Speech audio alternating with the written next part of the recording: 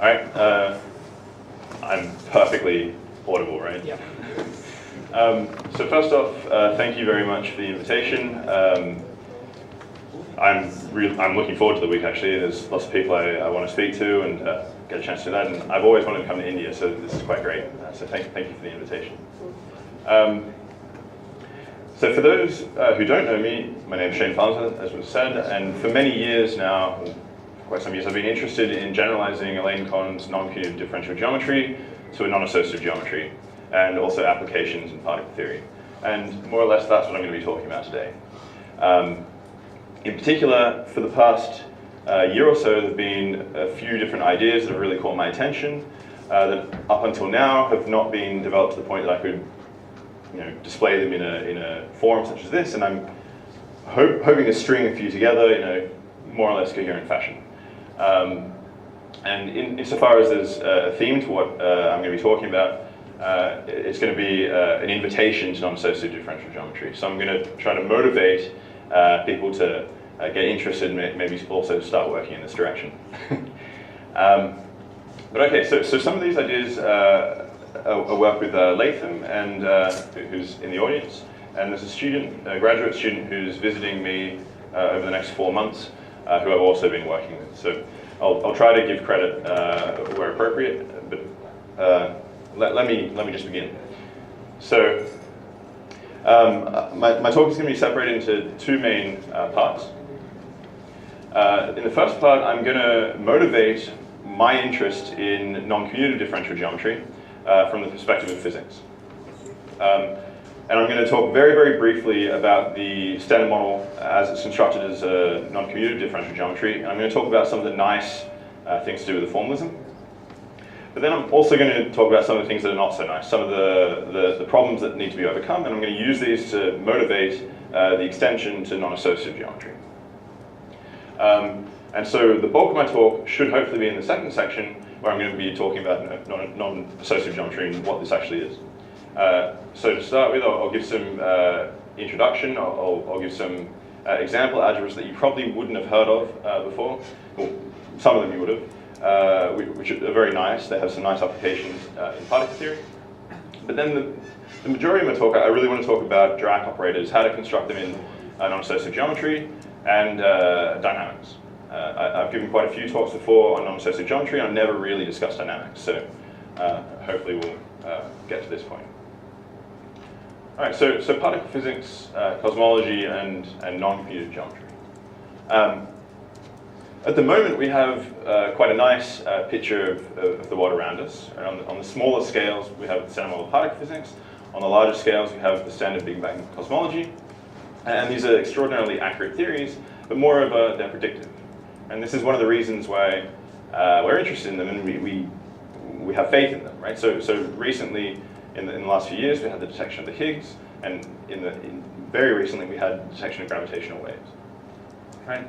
But despite the successes of these models, we still don't have a unified theory of the four fundamental forces, and there are patterns and features in our models which we don't really have an understanding for at the moment. So, for example, why do we see 3 fermion generations? Why is there only 1 Higgs field? What sets the gauge couplings, Yukawa couplings, symmetries we observe, and so on. On the side of cosmology, of course, there's the nature of the dark energy that causes the acceleration of the universe to accelerate, and also the Big Bang, which is implied as a consequence of the expansion. So these are questions which our standard toolkit of effective field theory, it doesn't, and our other tools, it doesn't really answer. Right? So people often use these questions to motivate building up a more fundamental mathematical framework, which more aptly captures some of these properties. And so the question is, why should you think that non-commutative geometry should have a part in this more fundamental mathematical structure? And there are two particular features of our current models, which at least for me, point to this.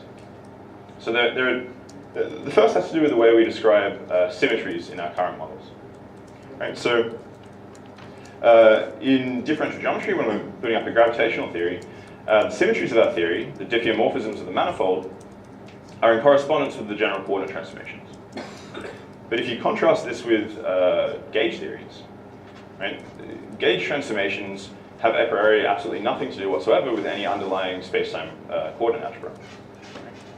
And so you might wonder, if we're truly looking for a unified theory of interactions, should it be the case that we also have that our gauge transformations should correspond in some way to some transformations of some underlying coordinate algebra? And those of you who know non-commutative geometry will know where I'm going with this, but let me push forward. In any case, for those who are not so familiar,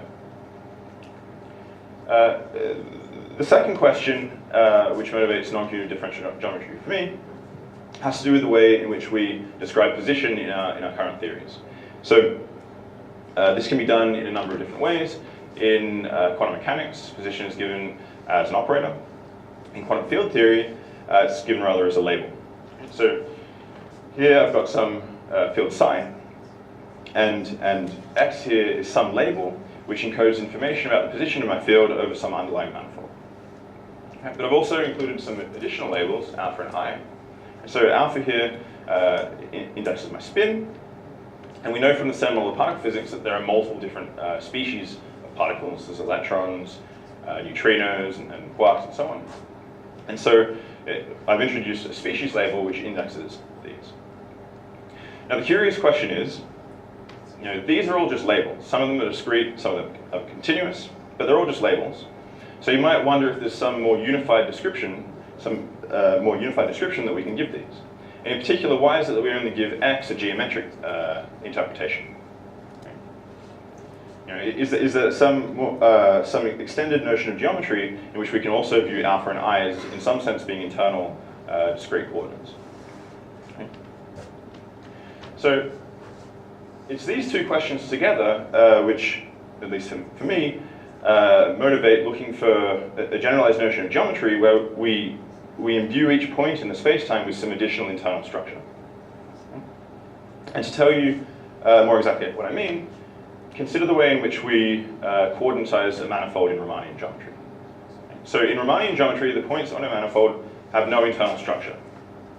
Right? And so it's sufficient to coordinatize your manifold with real functions. Right? So each function, what it does is it associates to each point on the manifold a single real number. So, what do we do if we want to imbue each point on the manifold with some additional structure? Right? Then our real functions aren't going to be sufficient. Right? We're going to need to do something. And one thing you can consider is you can consider geometries where your coordinate functions are now no longer real valued functions, but AF valued functions. And the idea here is that AF encodes information locally at each point in the manifold. You have like fat points, right? And the immediate benefit of doing this is now when you consider the symmetries of your coordinate algebra, you have not only diffeomorphisms, transformations along the manifold, but you now have also rotations locally in AF. Right? So we approach our first question, which was, can we find some generalized notion of geometry where our gauge transformations and diffeomorphisms both correspond in some sense to transformations of our underlying coordinate algebra. The second point is that, in the Riemannian case, we have an action of our functions on spinners. Okay? So our functions act pointwise at x on our spinners usually. But if we generalize and now we have AF valued functions, AF can also have an action on the index I and alpha. Right? And so in this way, we have an action on not only pointwise at x, but also on the indexes I and alpha, and we view them in this way, perhaps as internal discrete coordinates. So that's the idea I want to talk about. And the question is, what is AF? So in the case where AF is taken to be a finite non-commutative algebra, then this is one pathway to non-commutative geometry. Right? And so this, of course, is not the most general non-commutative geometry you can write down. But so once you've generalized your notion of coordinate algebras, you also naturally obtain generalizations of other notions, other geometric notions. And so noncommutative geometry, what it does, it gives us a toolkit for dealing with vector fields and differential forms and this sort of thing. And in fact, you can find a construction of the standard model of particle physics as a noncommutative differential geometry. You can think of it as the standard model constructed as gravity on some sort of abstract manifold. And so rather than telling you exactly how to construct this standard model, because there are people in the room that are experts in it and it'll bore them to tears, let me just point out some of the nice features, right? Because it's actually quite an impressive construction if you go through it. And so what I'm going to do is I'm going to compare it to other attempts at unifying various features of our current models. Right? So I've got a table here with supersymmetry, Kaluza-Klein theory, grand unified theories, and noncommutative differential geometry. And I say at the outset that where you put crosses and ticks in this table, it really depends on where your allegiances lie and how you define SUSY, Kaluza-Klein, and grand unified theory, noncommutative geometry. But I'm just going to use the table to point out some of the nice features. So, as I previously mentioned, noncommutative geometry gives you a way of unifying gravity with the gauge forces, with the internal forces. It also gives you a way of unifying gauge bosons with scalar bosons. Right, and this is similar to Kaluza-Klein theory, but here you can actually obtain the standard model Higgs rather than dilaton. Right? You also don't get moduli problems and towers of states and this sort of thing. You don't have to compactify, you don't have to worry about stabilization of the internal manifold. The internal manifold is discrete and non-dynamical. As with grand unified theories, you also get restrictions on representations and charges, right? But it's not at the expense of a proliferation of unwanted massive fields. So usually in different attempts to fix various parts of our models to unify various sectors, you might make one sector nice, but then you end up with a disgusting sector somewhere else. So for example, in grand unified theory, you fix up fermions, but then you get a whole bunch of bosons as the expense. So noncommutative geometry is very impressive, and I'm just saying this at the outset because now I'm going to be less kind to it. But I put this table first so that you know I'm a proponent.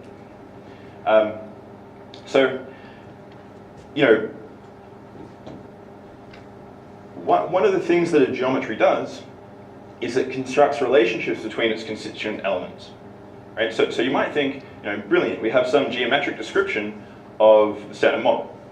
And so you might wonder, well, then can we use the rules of this geometry to single out extensions? Can we find new relations between the particles?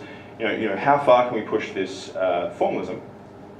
But in fact, historically, the standard model built as a non-associative non-commutative differential geometry has had a rather poor run of predictions. Right? And one of the main reasons has to do with the assumptions that go into the model. Right? You need to somehow separate out your assumptions and your axioms. So just to be more precise about what I mean, so in the standard model of particle physics built as a non-commutative differential geometry, you select your algebra, but then you need to impose additional conditions. So you impose unimodularity to remove a U1. You impose a symplectic condition to remove another U1. Right? Otherwise you'd end up with symmetries that you don't want in your theory. This symplectic condition, what it says is part of our input algebra is the quaternions. And in fact, it's more than that, because Kohn has a condition where he asks that a grading operator commutes with the algebra, and this reduces the algebra.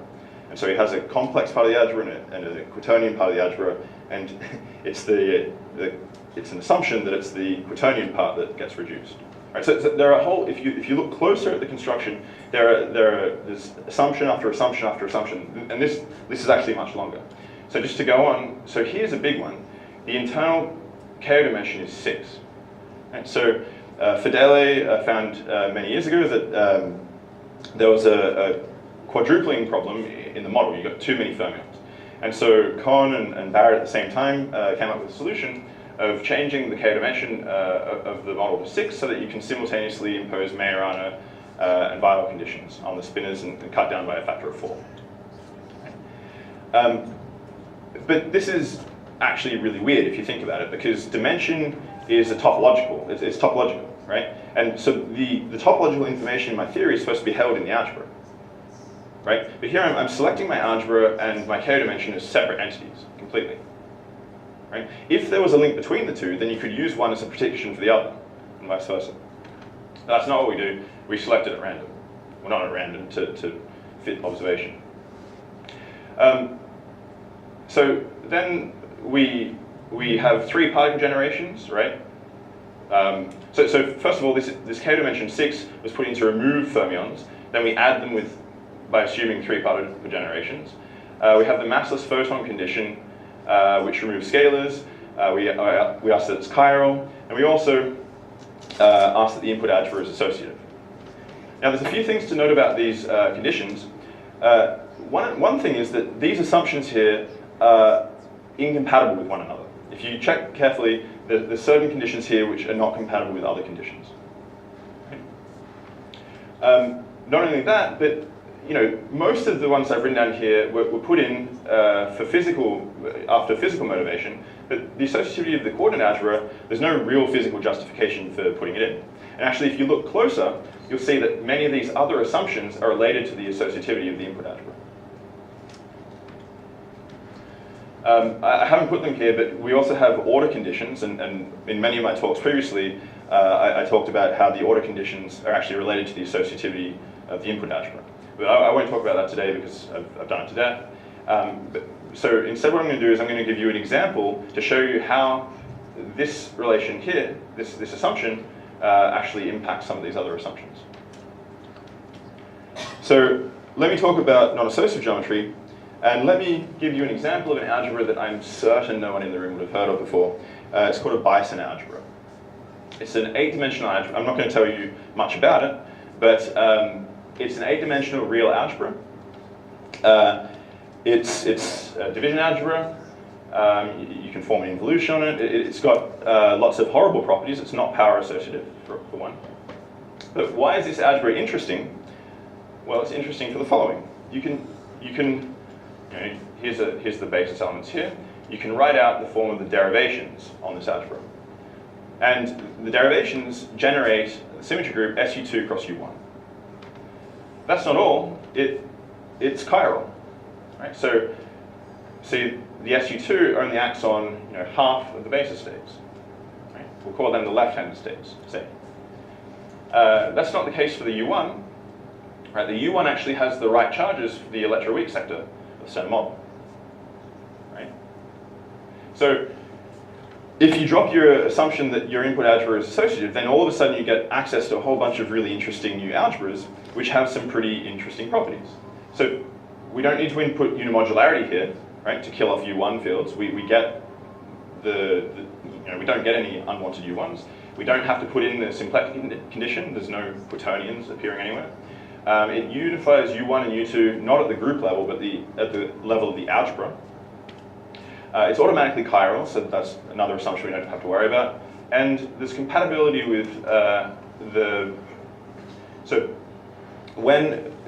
mentioned earlier that we want the internal space to be of k-dimension 6, and what this does is it allows us to take Majorana and Weyl conditions simultaneously on the total space.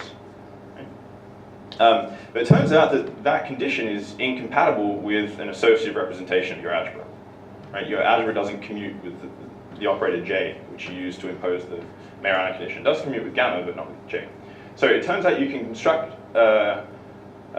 models which are actually compatible with this condition. So this is what I meant earlier when I said that some conditions aren't compatible with one another. If you impose associativity and these Majorana conditions simultaneously, you run into strife. But there's other incompatibilities as well. So Latham gave an example of a Jordan geometry. He gave the standard model built as a Jordan geometry. But you can also build Patti-Salam. Right, so here I have the algebra M2C plus M2C plus M4C. And it's the same representation as Latham gave, so I'm not going to go through it in much detail.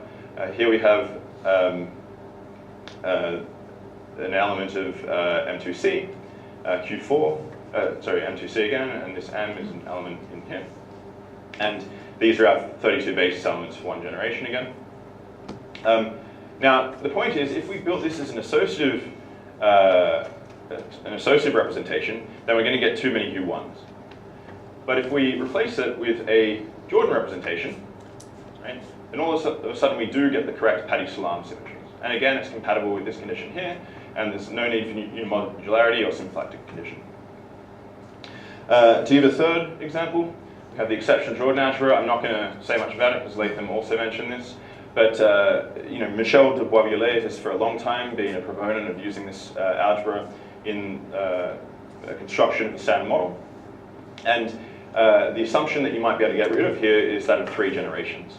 I'm not going to say too much about that anymore because I'm not so sure that this actually works.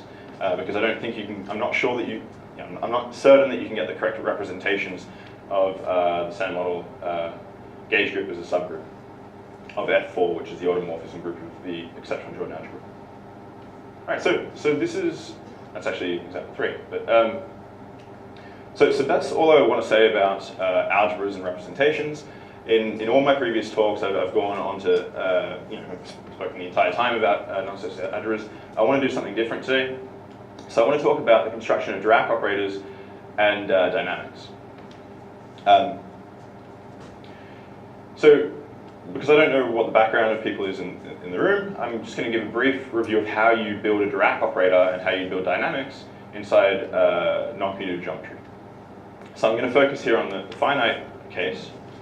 So once you've got your algebra representation in your Hilbert space, you construct a big n by n matrix called D. Right? N is the size of your representation. And you ask that it's Hermitian. You choose a KO dimension separate to your algebra. And then you also have a representation of J and gamma that you construct. And you ask that D anti-commutes with gamma, your grading. Then you ask that D either commutes or anti-commutes with your real structure. Then there are some order 1 conditions and order 2 conditions, perhaps.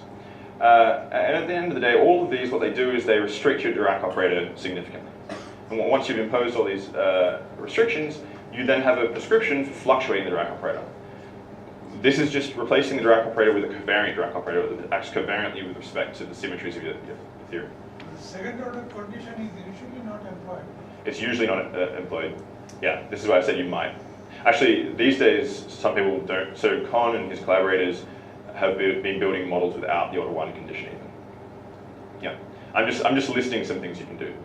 But in any case, once you've built up this your Dirac operator, you fluctuate it, then you can substitute it into your action, and this is in practice how you build your dynamics. So we want to do the same thing in non-associative differential geometry, except we run into a whole bunch of problems because these order conditions, for example, are going to change. You can't fluctuate the Dirac operator in the same way. This condition here can sometimes cause problems. So we're going to have to do something different. And so it's nice to take inspiration from Riemannian geometry. So what I'm going to be doing now for the rest of the talk is I'm going to be relating Riemannian geometry to the non-associative case. So I'm going to introduce some of the ingredients you need to construct Dirac operators. I know everyone knows what a Clifford algebra is, so I'm not going to go into great details. I'm just providing a representation here of a k-dimension or 6-dimensional Clifford algebra because the internal space of the standard model is 6-dimensional. It would be useful when actually constructing the Dirac operator to show you that you get the same form as what you do in non-commutative geometry. So in any case, so I have some 6-dimensional Clifford algebra here. I choose a basis where the elements are either completely real or completely imaginary.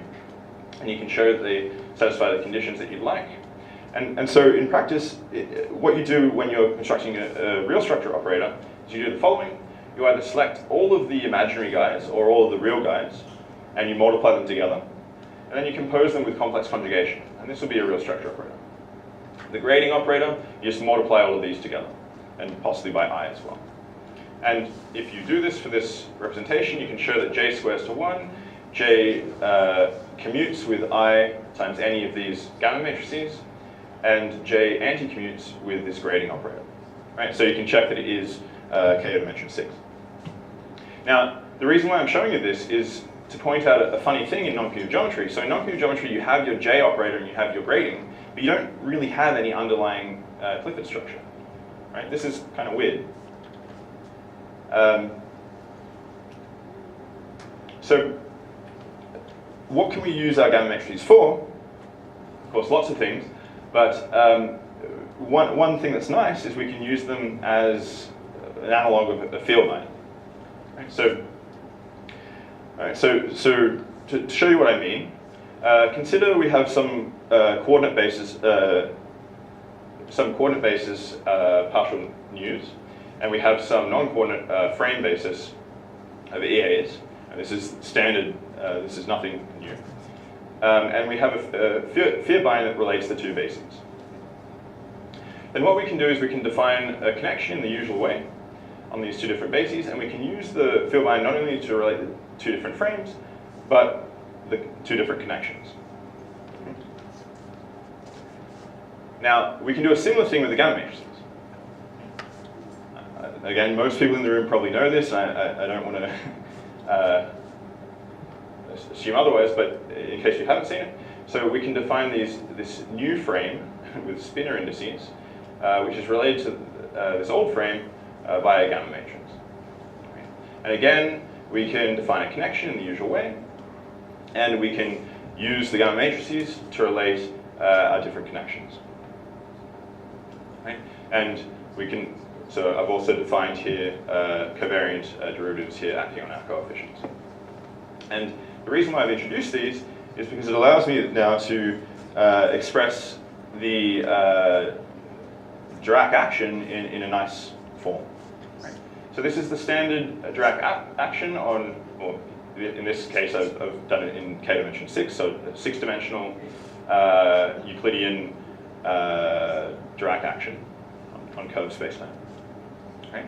So this object here is the covariant exterior derivative, so I just take my covariant derivative and contract it with dx mu, and this is these guys here are frame forms. Right? So here I'm viewing my spinors as coefficients. Right? And so this is a funny form, so you can write it in a nicer way. And I want you to pay attention now to this term here. So this is the spin connection term in the action, and the form that it takes. Now, I'm looking in 6-dimension Euclidean. So if I look at this object here, what I get is the following. Right? Now, this is exactly the same form as Kahn's Dirac operator prior to imposing order 1 conditions and order 2 conditions, and so on. Maybe the massless photon condition. Right? And it obeys all the properties that you'd want. It commutes or anti-commutes depending on the KO dimension, its Hermitian, and so on. You can check these. So it makes you wonder, well, maybe what we should be doing is, if we had a nice notion of differential forms, vector fields, and all the ingredients that go into this action in the non-associative and non-commutative setting, maybe we can construct it this way. So recently there's been some work by Michel de Boisvillers and his collaborators, Ludwig Dabrowski and others, where they construct what they call the derivation-based calculus.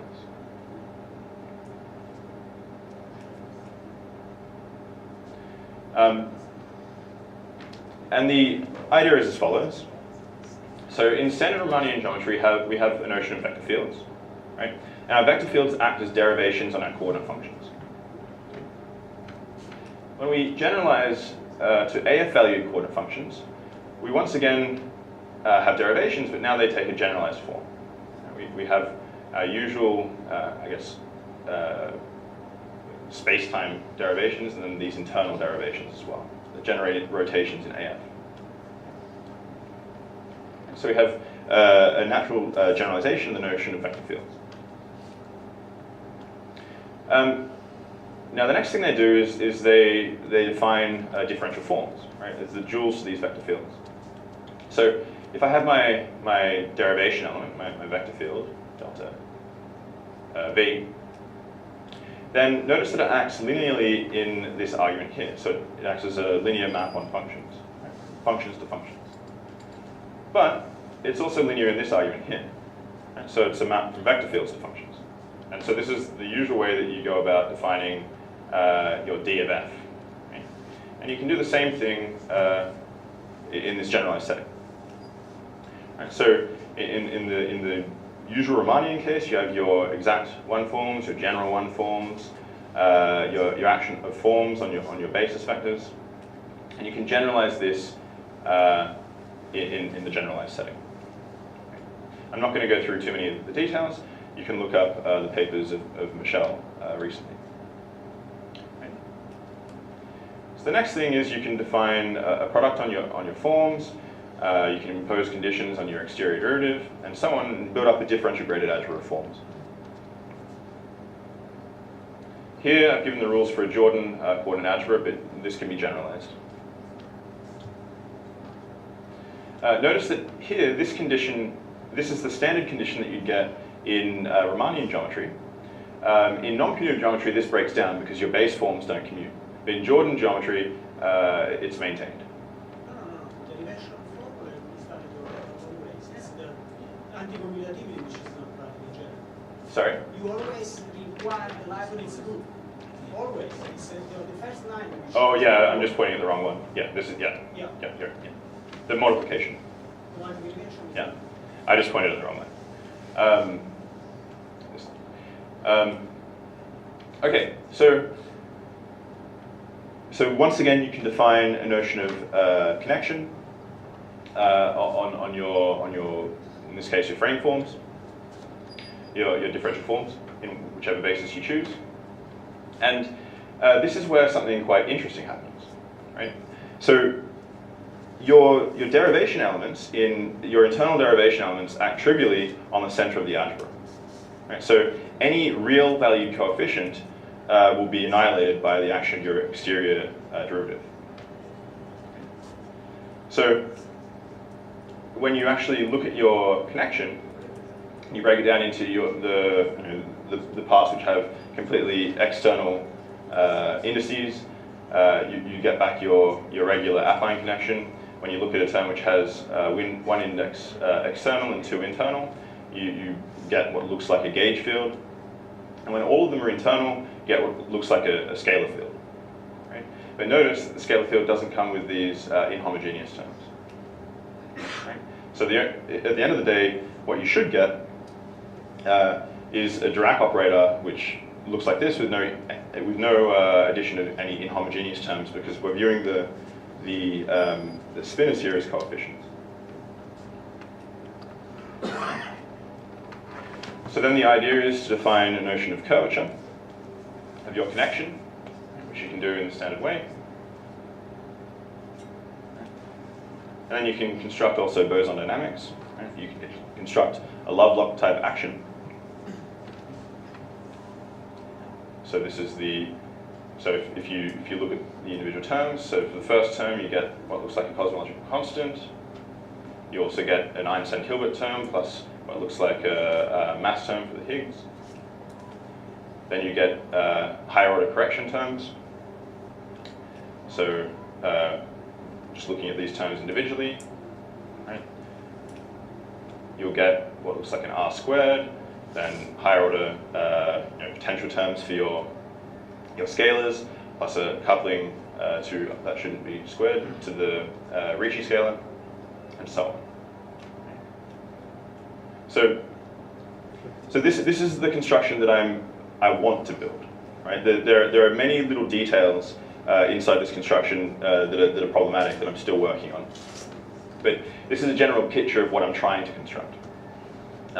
So if you want, we can go back and look at those details. But yeah, this is what I'd like to build. There are some issues relating the various representations, for example. So here I've assumed that we can still build up a coordinate basis, a frame basis, and a spinor basis. That's not always going to be true. It'll depend on the input algebra that you choose. But for example, the Patti-Salam model, its gauge group is isomorphic to SO4 cross SO6, and so you will have spinor representations. Yeah, so that's actually all I really wanted to talk about today. Are there any questions? Can you go a couple of slides before? Yeah, this one. Why is that from the Higgs field? Why is that Higgs field? So in the finite space, that would be the interpretation. So on a basis like this would be like your standard Higgs. This would be like a Majorana term. So usually the construction of the Dirac operator in Higgs field comes through the gamma 5 tensor DF. Yep. So similar thing occurs here also? Yeah, so in practice what you do is you have your, so here I've replaced my coordinate algebra with an AF valued coordinate algebra. And you can view this as an almost commutative or almost associative space-time where you've taken the product of a continuous space with some finite space. And in that case, yeah, you've got this gamma 5 that appears out the front of your Dirac operator for the continuous part. And yeah, you get what you're saying. This is just the finite part. You pull out 6 gamma matrices. Yeah.